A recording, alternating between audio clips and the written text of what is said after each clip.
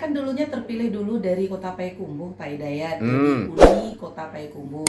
Setelah itu dari 19 kabupaten kota, tentu ada lagi diadakan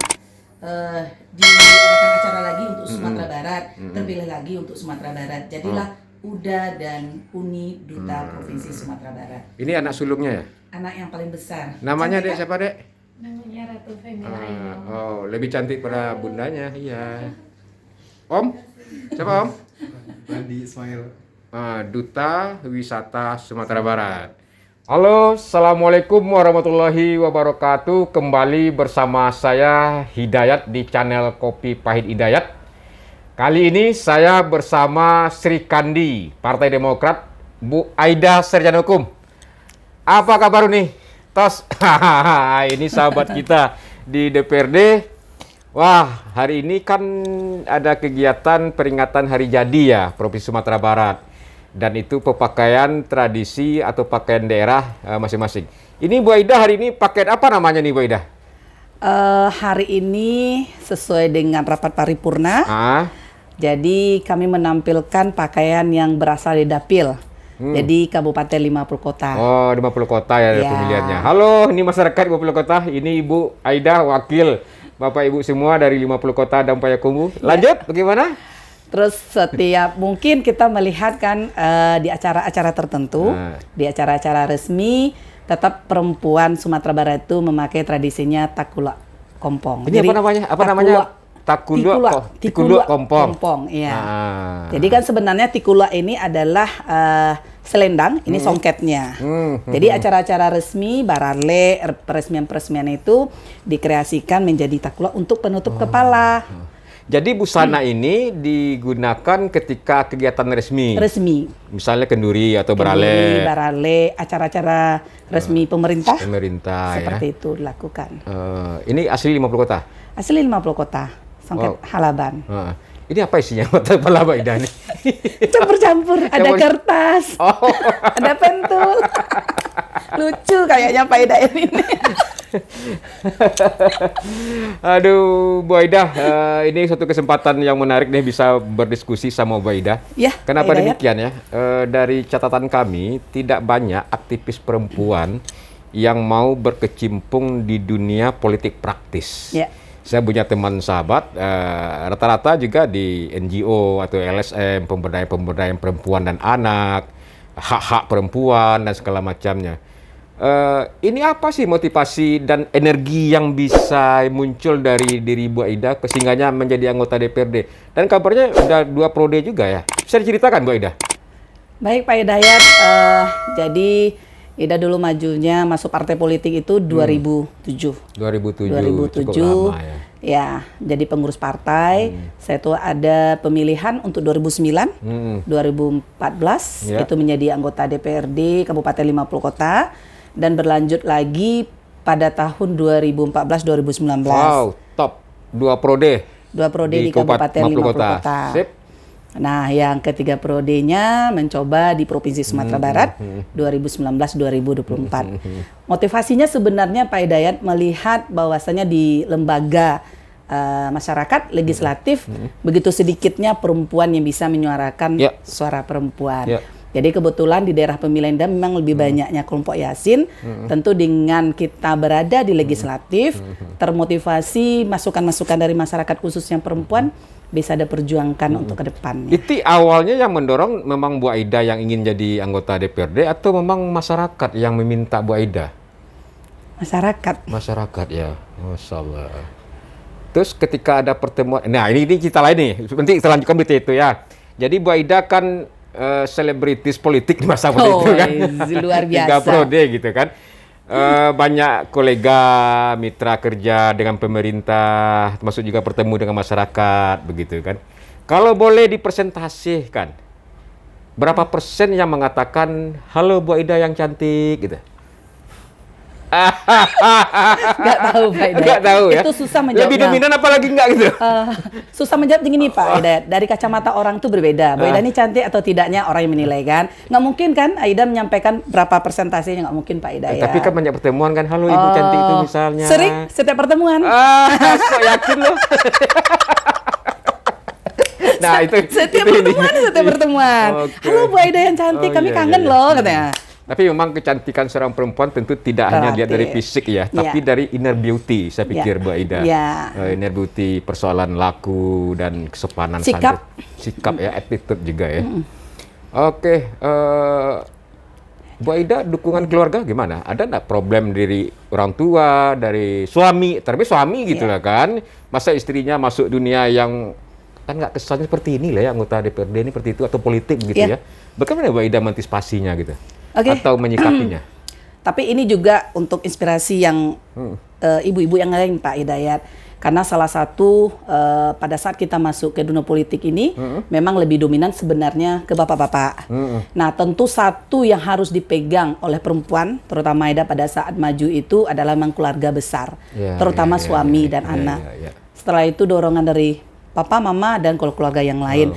Tanpa ada dukungan dari suami terutama, Aida bukan siapa-siapa. Karena pada saat turun ke jalan, ke bawah, ke masyarakat, kalau nggak didampingi suami, Masya Allah Pak Hidayat, kan ke warung-warung. Iyalah, betul. Jadi kan bapak-bapak semuanya. Tapi kalau kita pergi dengan suami, mereka kenapa? Nggak ada apa-apa kan? Kita pulang jam 12, terserah pagi juga boleh. Tetapi kalau misalnya kita sendiri, image seorang perempuan itu agak sulit di politik kalau nggak didukung oleh keluarga. Betul, gitu. Betul. Itu rahasianya rupanya. Kayak apa harus namanya, suami. izin dari suami. Suami yang penting sekali. Karena memang dunia politik, dunia 24 jam ya Bu Aida. Tidak mengenal tempat di mana, tapi itulah dinamikanya orang berpolitik begitu. Termasuk juga dari anak-anak sendiri ya. Iya. Sebenarnya anak-anak Aida waktu itu komplain. Karena dulu janjinya pada saat kampanye, Bunda mungkin sibuknya kampanye. Terus setelah terpilih, kiranya lebih sibuk. Tapi dengan seiring waktu anak-anak memahami tugas Bunda, kayaknya banyak sih masyarakat yang terbantu pada saat duduk di legislatif. Oh begitu, ya.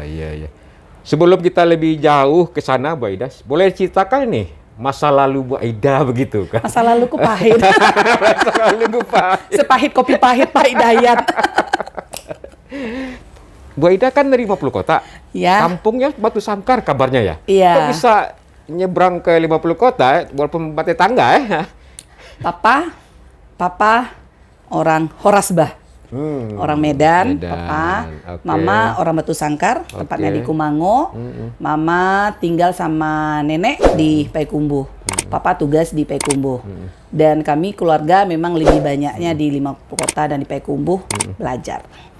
Begitu. Sekolah awal-awalnya di SD Tanjung Pati, 50 kota SMA. Terus S1 terakhirnya adalah di Universitas Surabaya. S1-nya? Ya, S1-nya. Sarjana hukum ya? Iya, sarjana hukumnya. Wow. Ini memang reman juga rupanya ya. Merantau jauh-jauh. Tapi perantauan itu yang membuat karakter Bu Aida agak terbentuk lah ya. Dalam bisa melihat daerah lain Pak Hidayat. Daerah lain dan juga karakter dan persoalan sosial daerah yang lainnya. Iya kan? Betul tuh.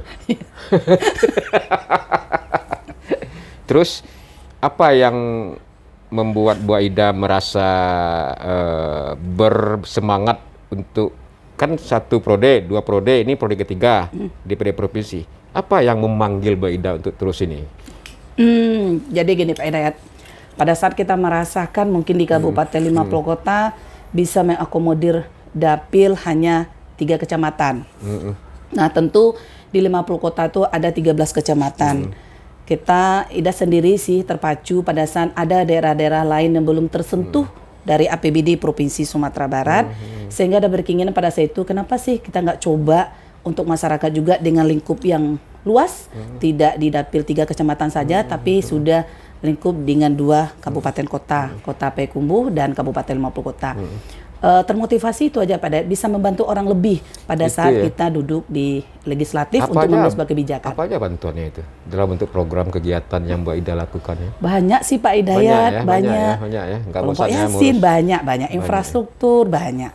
Yang mana yang menjadi pada saat kita reses, mungkin itu menjadi skala prioritas bagi Ida pada saat memasukkan pokok-pokok pikiran di RKPD Provinsi Sumatera Barat.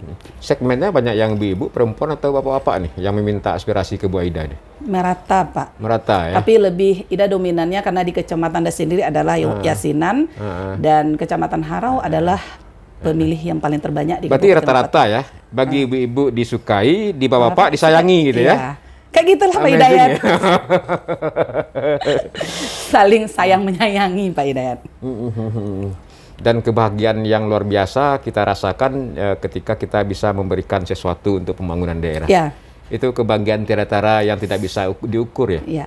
Kepuasan yang tidak bisa diukur Pak Hidayat. Jadi pada kita memberikan bantuan dari APBD provinsi ya, provinsi atau kabupaten, masyarakat itu ngundang kita.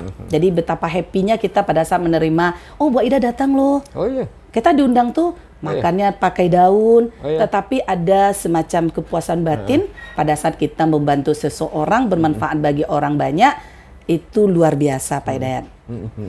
Itu dirasakan sampai hari ini. Sampai hari ini, jadi enjoy aja, jadi orang politik tuh enjoy aja. Karena nyaman. Oke, nyaman ya. Apa yang membedakan medan tempur di Kabupaten 50 Kota dengan DPRD provinsi ini? Bedanya kalau di kabupaten lingkup kita hanya 3 kecamatan yang kita pegang. Kalau 3 sekarang kecamatan. kan 2 kabupaten kota yang sangat luas dan belum seberapa yang bisa kita bantu dengan APBD Provinsi Sumatera Barat, apalagi dengan saat-saat pandemi seperti ini Pak Hidayat. Suasana pergaulannya mana yang lebih canggih, kabupaten sama provinsi? Provinsi lebih luas wawasan kita. Oh, lebih gitu ya. lebih karena orang-orangnya kan berbeda daerah juga, tidak kabupaten saja. Karena kan di 19 kabupaten kota. Jadi ilmu lebih bertambah Pak Hidayat. Contoh Pak Hidayat atau siapa gitu kan, macam-macam. Aku aja. Jadi tambah ilmunya gitu. Tambah ilmunya lah ya. Senior-seniornya lebih banyak gitu, di gitu provinsi, ya. ada yang udah 3 periode kan. Dan Jadi tambah tantangannya ilmu. lebih besar, Lebih gitu besar. ya. Anggaran, programnya Ya. yang dimungkinkan, yang Bu Ida perjuangkan, yang bisa sampai ke daerah pemilihannya. Sampai hari ini berapa sih yang respon dari masyarakat yang bisa dipenuhi aspirasi masyarakat, Bu Ida? Masih dalam perjuangan ya gitu ya? Masih dalam perjuangan Pak Hidayat, tapi insya Allah mungkin di 2022 ada realisasinya. 2021 ini sedikit sih, tapi kita melihat ada infrastruktur, UMKM, UMKM ya, pelatihan-pelatihan menjahit juga seperti itu. langsung dengan Alatnya? ya mesinnya, pertanian, tapi dan memang melihat bermanfaat bagi masyarakat. Maksudnya kalau mesin bukan sekedar pelatihan Pak Hidayat, karena kan pelatihan itu setelah mereka dilatih, tentu mereka berharap ada mesin yang mereka gunakan untuk peningkatan perekonomian. Jadi pakai mesinnya Pak. Jadi memang harus ada keberlanjutan lah ya kalau Ya, program itu. Kalau ya. kasih dia pelatihan, tentu juga ada barang. Ada Barangnya barang. tentu juga persoalan manajemen lebih lanjut, misalnya kan termasuk juga pemasarannya ya dalam konteks seperti itu. Bu Aida, bicara tentang dunia politik lagi nih. Dunia politik ini kan agak keras nih.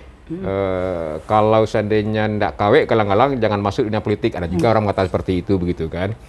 Termasuk apalagi seorang perempuan begitu. Saya menangkap ada kecemasan aktivis-aktivis perempuan yang berada di luar yang belum masuk partai politik, ketakutan berhubungan dengan lelaki, dengan pria yang lain, dengan partai segala macamnya. Apakah begitu mencekam suasana berpartai itu sendiri, Bu Aida? Bagi dia sih enggak Pak Hidayat. Enggak kan? Nyaman, enjoy, tergantung dari pribadi. Kita tentu sebagai perempuan ada norma-normanya. Pada saat kita komunikasi dengan laki-laki, harus juga tahu dengan normanya dan batas-batasnya. Jadi jangan kita mentang-mentang akan calon legislatif, kita bisa semau kita, tidak seperti itu. Tapi harapannya seperti ini Pak Hidayat, kalau udah secara pribadi, ada batas-batasnya. Pada saat kita komunikasi dengan seumuran dengan kita seperti ini, dengan orang tua seperti ini, dengan ini mama seperti tergantung ini. kepada pribadi kita. Pribadi gitu. kita, semuanya kembali ke pribadi kita. Jadi sahabat-sahabat yang aktivis perempuan jangan takut, Jangan sesungguhnya, takut, gitu kan. harus Harus bantu berani. bersama Bu Aida berjuang di dunia politik. Harusnya di Provinsi Sumatera Barat 2024 Pak Hidayat harus banyak Harus besok banyak, perempuan. harus 30% lah ya. Harus 30%. 3 kali 65 berarti sekitar 18 orang lah 18 mestinya. orang. Hari ini 6. 7. 7 ya, 7. Minimal 12 lah. Oh, minimal 12 lah ya. Minimal 12 lah, Itu tantangan dari Bu alhamdulillah. Aida, aktivis-aktivis perempuan yang lain. Iya. Mantap. Terus Bu Aida, gimana Bu Aida melihat persoalan kalau memang konsen di persoalan perempuan ya, perlindungan perempuan, kesejahteraan perempuan, ketahanan keluarga, ya mungkin tidak pikir itu yang konsen Bu Aida perjuangkan juga di rapat-rapat kerja dengan pemerintahan provinsi. Gimana Bu Aida melihatnya sekarang? Apa sih problem keperempuanan kita hari ini? Kalau hari ini kita melihat Pak Hidayat bahwasannya suami kayaknya agak memberatkan perempuan juga Pak Hidayat. Oh. Ya, karena kalau udah lihat kan dengan persoalan pandemi ini banyak yang sebagai kepala keluarga yang tidak bekerja lagi. Dan persoalan juga dengan kemarin Ida turun ke lapangan dengan curhatan masyarakat mau cerai. Persoalan karena tidak ada kebutuhan diberikan oleh suami ke istri. Jadi Bu Aida, saya ini sebagai kuli udah di rumah kerja, cari ke sawah lagi Bu Aida gitu. Apalagi dengan pandemi saat ini suami cuma nggak bisa jaga anaknya, nggak sanggup katanya gitu. Jadi kan juga kita melihat dalam sisi apa sih, psikologi apa sih masyarakat seperti ini terjadi gitu kan. Itu fenomena itu ketemu ya Bu Aida di lapangan begitu ya? Apanya? Iya. Fenomena seperti itu. Iya, Ida kan suka ke lapangan Pak. Jadi kalau jadi mengadulah ibu-ibu teman-teman. Iya, karena kan di rumah itu 1 kali 24 jam boleh. Kalau Ida pas turun kan Pak, kalau misalnya ada jadwal dari Bapak Bamus dari hari Senin sampai hari Jumat, Sabtu Minggu Ida ke tempat masyarakat, senam bersama, cerita-cerita dengan masyarakat. Ada kepuasan lah kalau seperti itu Pak Hidayat. Jadi kalau laki-laki memberatkan kondisi pandemi hari ini, Bu Aida melihat apa yang terus gimana jadinya? Tambah beban berat bagi seorang ibu atau seorang istri ya? Seorang istri tambah beratnya gini, karena kadang-kadang kan si suami tidak mau juga bekerja membantu suami persoalannya. Mungkin pada saat itu psikisnya kena dulu Pak Hidayat, karena mungkin dia kerja di sini, sekarang disuruh ke sawah, sedangkan dia tidak bisa, misal seperti itu. Nah dilihat kan dengan keadaan seperti ini, tentu si istri berharap suaminya itu membantu lah untuk menambah perekonomian gitu. Gitu Pak Hidayat. Itu banyak ya kejadian seperti itu? Banyak. Apalagi pandemi hari ini ya? Pandemi hari ini yang lebih Pak Hidayat. Kalau sebelumnya sih nggak begitu banyak. Betul Beda, angka dari Pengadilan Agama, perceraian itu lebih dominan hari ini disebabkan oleh persoalan ekonomi. Ekonomi, ya. Jadi tidak ada jalan lain untuk peningkatan ekonomi keluarga begitu. Kira-kira apa yang Bu Aida sampaikan kepada kondisi keluarga seperti itu biasanya? Kepada keluarga ya? Keluarga. Suami tidak bekerja atau penghasilannya berkurang, beban istri tambah berat, apa yang Bu Aida sampaikan biasanya diskusinya? Lebih banyak ada sebenarnya diskusi sama si istri sih Pak. Kalau si bapak kadang-kadang kan dia tidak menerima kita ya kan. Ida sarankan ke ibu, bisa ndak dibalikin Bu, bapak yang ke sawah, ibu di rumah jualan atau apa yang menjadi keahlian ibu sebenarnya selain ke sawah itu kan juga berat juga kan Pak Hidayat. Nah, jadi udah sampaikan kalau misalnya bisa diputar, jadi jangan bapak itu hanya di rumah ke kedai pagi terus pulang lagi. Nah, jadi udah sarankan dia rubah cara berpikir, bapak yang ke sawah, ibu di rumah, apa yang bisa ibu kerjakan di rumah, kayak gitu aja Pak Hidayat. Berarti masih berat ya tanggung jawab, bukan tanggung jawab ya, beban yang dipikul oleh kaum perempuan menurut Aida di beberapa daerah mungkin? Masih banyak, masih. Itu yang menjadi Bu Aida agak ingin bagaimana kita keluar ya, ada tawaran program solving lah di sana gitu. Makanya Ida pengen Pak Hidayat kalau program dan kegiatan itu kan lebih senangnya Ida yang ada bentuk bukan sekedar pelatihan Pak Dayat, tapi ada bentuk nyatanya apa yang bisa kita bantu betul-betul orang ini bisa bermanfaat lah. Jadi selama 5 tahun mereka bisa berusaha dengan alat yang kita bantu dengan APBD provinsi gitu. Wow, keren. Gitu seperti itu. Seperti itu ya. keren ini, keren. Ini pakai bulat-bulat apa nih yang ini? Bros ini namanya Pak Hidayat. Namanya. Bros itu untuk cuci. Bukan. Beda lagi Pak Hidayat. Beda lagi, ya? Supaya lebih manis Pak Hidayat. Oh gitu. Tidak ada pakem harus brosnya harus ukuran seperti itu enggak ya? Enggak sih. Ini beli di mana nih? Buat sendiri atau beli sendiri? Ada di toko bangunannya. Yang mana Pak Hidayat? Yang ini yang di atas tuh. Yang di mana? Di atas Tekulu. Takulu ini kan dari Selendang Hisongket Pak Hidayat. Oh, udah satu jadi, paket. Jadi satu paket ini jadi takulunya, ini jadi roknya. Oke. Kenapa biru? Karena saya Partai Demokrat. Oh, Demokrat, benderanya warnanya biru ya. Nah, ini memang apa namanya tulen ini kan. itu. Nah, ini menarik sama Bu Aida nih rupanya. Hangat juga perbincangan kita. Terakhir. Ini Terakhir soal, ya, Pak? Iya soal Pak mana Pak nih? Pak yang mana? Pak Hidayat Pak, maksudnya. Itulah, Terakhir ya, Pak? Anak berapa orang? 2 baru? Baru 2, perempuan laki-laki? Perempuan? Bisa ceritakan gimana Bu Aida membagi waktu mendidik anak-anak ya? Dan di mana anak-anak sekarang beraktivitas?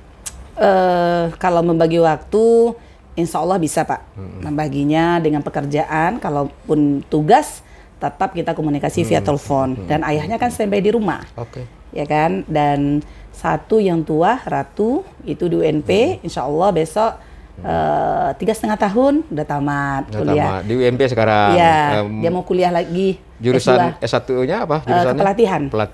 Kepelatihan, olahraga. Oh, olahraga. Ya, atlet yang bulu tangkis. yang kecil ya? Yang tua. Yang tua. Nah, yang adiknya Kecil di STTD, sekolah. Sekolah Tinggi Transportasi Darat dari Kementerian Perhubungan. Oh, yang ikatan dinas ya itu Bu Ikatan Aida ya, dinas. ikatan dinas. Wow, keren. Dan juga aktif juga di organisasi apa kemarin? Dapat uni apa namanya? Dia dapat Paskibraka Provinsi waktu Sinada. Kalau yang Ratu baru Uni Sumbar, Putri Hijab. Dan kalau Pak Hidayat mau endorse, boleh. Ya, nah, itu menarik nih. Putri Hijab juga pernah aktif di Paskibra.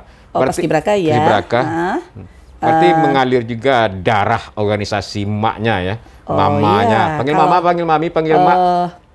Terlalu mahal biaya kosnya kalau panggil mama, mami. Mami ya? Bunda aja. Bunda. Kalau bunda bisa nego lah ya. Bisa nego. Oh, iya. Bisa. Bunda Aida gitu ya. Ngomong-ngomong kabarnya besok tuh anggota DPR RI ya? Siapa bilang Pak? Ada itu Isu ya? Enggak lah, kita provinsi aja lah Pak. Karena coba dulu lah provinsi Pak. Provinsi Jalani. dulu ya. Karena baru kita jalan kan baru 1 prodi lah kan. Okay. Sampai kapan nih di partai ini, di dunia politik atau menjadi anggota DPRD ini? Atau hanya seperti itu aja? Nggak rindu misalnya ke eksekutif jadi bupati kan? Nah, ini saya protes nih. Kenapa Bapak panggil Bupati gitu kan? Mesti kan Pak Pati. Iya. Kalau Bu Aida nanti jadi bupati ya jelas Bupati. Iya, itu yang cocoknya sebenarnya. Bupati, Iya. bukan Pak Pati, bukan Kan itu itu kan? saya Pak Pati dipanggil Iya. Bupati. Iya. Ada kerinduan jadi bupati 50 kota misalnya. Ada kerinduan sih Pak.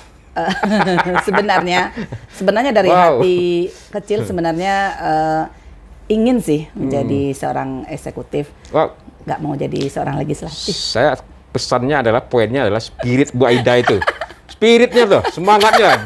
Banyak laki-laki yang ganteng, anggota DPRD entah berapa pode, nggak berani itu maju kan. Sebutlah di ini berapa teman-teman kita yang Bisa ada aja, di Pak Hidayat. Iya. Tapi seorang ibu perempuan punya semangat spirit. Saya suatu ketika harus menjadi eksekutif begitu. Ya, Wow. Amazing ya. mau. Karena melihat sebuah daerah kita beberapa periode kepala daerah rasanya belum sesuai hati kita. Jadi udah berpikir waktu itu kalau seandainya sampai tujuan kita memberikan kenyamanan kepada OPD dulu, Pak. Karena yang bekerja itu yang akan menolong kita adalah OPD. Gitu. Kalau OPD tidak nyaman, kita tidak bisa bekerja. Dan penyampaian visi dan misi kita juga tidak bisa akan terlaksana nantinya kan. Gitu Pak Hidayat. Begitu ya Pak. Insya Allah ya. kalau masih umur panjang terpilih, Pak Hidayat bisa jalan-jalan ke 50 kota. Amin, amin, amin. Saya doakan Bu Aida bisa mencapai apa yang diinginkannya begitu. Amin, amin, ya Rabbal alamin. Itu suaminya ditinggal enggak protes? Sudah ada komitmen Pak. Kayak materai atau? Oh tidak lah Pak, tidak seperti itulah. Saling kepercayaan tuh perlu. Kalau sudah kita jalan seperti ini, mudah-mudahan Allah meridhoi, suami kita ridho. Jadi perjalanan kita baik-baik saja Pak. Insya Allah sampai saat ini nggak ada apa-apa sih, Iya. aman-aman saja. Poinnya adalah ternyata memang pola komunikasi suami dan istri itu harus terbuka. Harus terbuka, jujur, Itu intinya, ya. jujur Pak. Bu Aida punya keyakinan, punya referensi ketika hubungan komunikasi antara suami istri ini tidak terbuka, justru di situ timbulnya permasalahan. Iya, Betul nggak? iya, Dari berapa pengalaman yang sudah? iya, kayaknya iya. Di mata Bu Aida laki-laki ini rata-rata jujur nggak? harus jujur gitu kan jawabnya gitu. Ayo. Seharusnya harus jujur, Pak. Harus jujur. Iya, Kalau nggak jujur itu di kemudian harinya nggak enak, Pak. Lebih baik pertama kita jujur. Jujur di awal gitu di ya. awal daripada kemudian hari. Karena nanti kemudian hari itu menyakitkan. Kalau seandainya jujur di awal, Nggak apa-apa. nggak menyakitkan? Nggak. Hai istriku, izinkan saya mau berpoligami misalnya. Sakit Langkahi mayatku dulu katanya. Oh. Dia punya prinsip ternyata. Ya, sebagai istri, sebagai bunda bagi anak-anaknya. Bu Aida, apalagi mungkin apa namanya ini yang akan Bu Aida perjuangkan ke depannya? Banyak sih benarnya Pak Hidayat. Jangan dikit-dikit lah, jangan banyak-banyak nih. Tapi jadi yang ada perjuangan sebenarnya memang kesejahteraan kaum ibu dulu. Oke. Kaum ibu itu yang pertama. Tidak dipungkiri untuk kaum bapak-bapak tetap kita bantu juga. Tapi ini sebenarnya terutama kaum ibu dulu sejahtera sehingga nanti bisa juga lah membantu perekonomian suami keluarga. Itu sebenarnya tujuan intinya. Jadi kalau sudah sejahtera keluarga, insya Allah bahagia lahir dan batin. Itu ya luar biasa. Artinya kalau seandainya kualitas ekonomi keluarga cukup mumpuni, tentu dia bisa memberikan asupan gizi, makan sama anaknya yang lebih memadai, sekolah pendidikannya yang memadai. Pada gilirannya akan terbentuklah keluarga yang berkualitas begitu ya. Harmonis. Harmonis apa itu sih? Harmonis? Sihar. Sihar ya. Terakhir Bu Aida. Tadi Bapak terakhir juga, kita sekarang terakhir juga yang Pak. terakhir dari terakhir maksudnya gitu. Apa pesan Bu Aida nih ketika anaknya kan 2 nih perempuan, udah gadis-gadis. Ada juga kecemasan hari ini kan cukup liberal ya, informasi-informasi pergaulan bebas segala macamnya. Apa sih pesan atau tip Bu Aida mengelola 2 anak? Mengelola. Ajaran didikan Bu Aida ya. Agama Pak. Oke. Jadi kalau sudah kita tanamkan agama. Dan kita pesankan kepada anak, ini boleh tidak boleh. Sudah ada kepercayaan Baginda untuk 2 orang anak. Karena sesuatu yang tabu yang tidak bisa kita ungkapkan. Kan sebagian masyarakat kita kan merasa, Bu Aida kalau kita ngomong itu sama anak gadis kita rasanya tabu loh Bu Aida. Nah, itu yang membuat si anak bertanya-tanya, ada apa nih? Nah, saya mau cobalah gitu. Tapi kalau seorang ibu kita memberikan, nak, ini kalau kita lakukan ini loh. Ini loh, di agama kita seperti ini loh. Jadi kalau sudah kita tanamkan norma-norma agama, insya Allah anak-anak kita pun selamatlah dunia akhirat. Jadi seperti itu Pak Hidayat. Pertama nilai-nilai agama. Iya. Komunikasi. Komunikasi, kepercayaan kepada anak. Komunikasi Ibu lancar ya Bu Aida ya. Lancar. Termasuk Malah juga lebih komunikasi mereka dua-dua itu lebih ke Ida sih sama Kak Ayah. Kadang kalau Kak Ayah karena dia perempuan kan masih ragu sama ayah ngomong seperti itu Bun. Ada yang perempuan kan, ada juga yang agak sensitif, nggak mau ngomong sama ayah, sama bunda aja. Ya jelas gitu. jelas. Tapi nggak boleh tabu kan ketika misalnya dia umurnya mesti berangkat remaja kan juga secara biologis ada perubahan. Itu kan mesti didampingi oleh ibunya, begitu kan? Jangan, bagi ibu-ibu jangan takut ya. Jangan takut. Jadi kan kalau orang kan dari orang-orang lain dia katanya tabu Bu Aida ngomong seperti itu. Enggak lah, itu yang harus kita dampingi si anak. Karena kan dari media-media banyak yang mereka tonton, kita memberikan pemahaman kepada anak. Kalau ini yang terjadi seperti ini loh. Kalau ini seperti ini loh gitu. Jadi pemahaman itu harus kita berikan kepada anak kita. Bu Aida setuju kalau seandainya ada gadis kita ini, informasi yang perlu dipercaya oleh anak gadis kita harus bersumber dari ibunya. Betul nggak? Betul. Nah, kalau informasi dari teman, dari media sosial, kan kita juga menjadi sanksi kan, apa kan kebenarannya. Itu yang Bu Aida praktekkan. Iya, sama si anak. Dan anak spontan bertanya, Mami, ini bunda misalnya kan? Bunda, masih bunda ya? Bunda, belum tukar Mami sampai sekarang Pak. Saya ingat orang Friadi itu bunda. Iya. Gitu. Itu anak boncel juga. Bunda. Iya. Biasanya terbuka sekali anak-anak. Insya Allah sampai saat ini terbuka. Tidak ada yang disembunyikan oleh anak. Itu yang menarik. Memang keterbukaan, kehangatan berkomunikasi antar anak dan ibu sama orang tuanya itu menjadi penting ya Bu Aida. Iya ya. Iya. Kalau anak, apa yang sedih seorang ibu itu akan mendapatkan kesedihan luar biasa dari anaknya bila mana anaknya seperti apa? Bila anaknya seperti apa? Sukses Pak.